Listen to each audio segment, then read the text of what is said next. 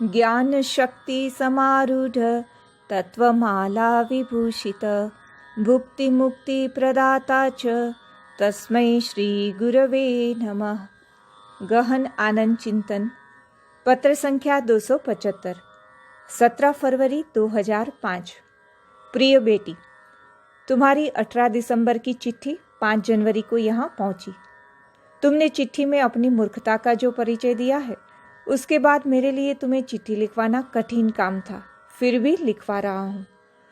मेरा कहना तुमसे यही है कि जैसे जीव मात्र ही स्वरूपतः ब्रह्म है, परमात्मा है, इसीलिए वह पूरी तरह स्वतंत्र भी है।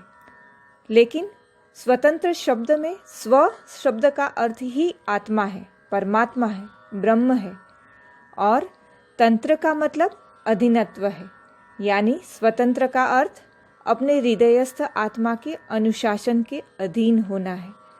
तुम भी इसी तरह स्वतंत्र हो, पूर्ण हो, निर्मल हो। लेकिन यही तुम्हारा भ्रम है कि तुम किसी व्यक्ति विशेष पर निर्भर हो और उसके कारण आत्महत्या करने की बात भी लिखती हो। यही तुम्हारी निरी मूर्खता है। और यह भी बात है कि तुम्हारी मूर्खता तुम्हें पसंद है। अगर नहीं होती तो तुम उसे दूर कर सकती थी। इसे ही भ्रम कहते हैं। तुम्हें नहीं मालूम, यह संसार स्वतः ही एक स्वप्न स्वरूप है और तुम उसमें और नए नए स्वप्न देख रही हो। वह उन्हें साकार करने की इच्छा भी रखती हो। याद रखो, इच्छा करती हो तो वह इच्छा पूरी भी हो जाएगी, अगर प्रबल हुई तो।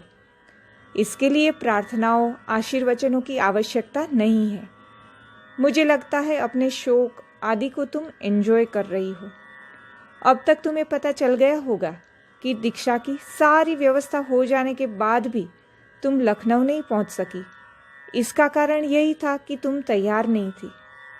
तुम्हें नहीं मालूम कि जैसे इम्तिहान में फेल होने पर परीक्षार्थियों को फिर से परीक्षा में बैठना पड़ता है, वैसे ही आत्महत्या करने वालों को पुनः पुनः अपने नए नए जन्मों में उन्हीं कारणों का सामना करना पड़ता है जिनके लिए वे आत्महत्या करते हैं। मुझे नहीं मालूम, अपनी चिट्ठियों को अगर वे उपलब्ध हो तथा मेरे उत्तर और पत्रों को पढ़ोगी तो समझोगी कि किस तरह तुम्हारी चिट्ठियां पढ़कर मैंने तुम्हें दीक्षा लेने के लिए कहा था और तुम तैयार भी थी। लेकिन तुम्हारे मन में कुछ और ही था। मुझे और कुछ नहीं लिखना।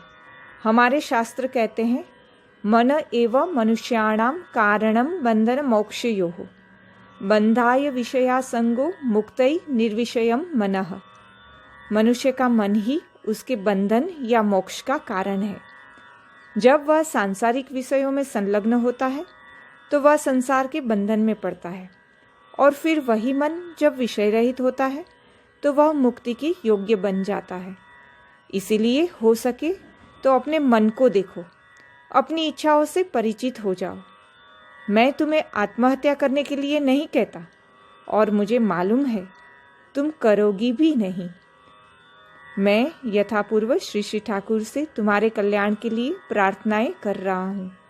तुम्हारा स्नेही शुभचिंतक स्वामी गहनानंद। ओम शांति शांति शांति। हरि ओम तत्सत। श्री राम कृष्णार्पणमस्तु।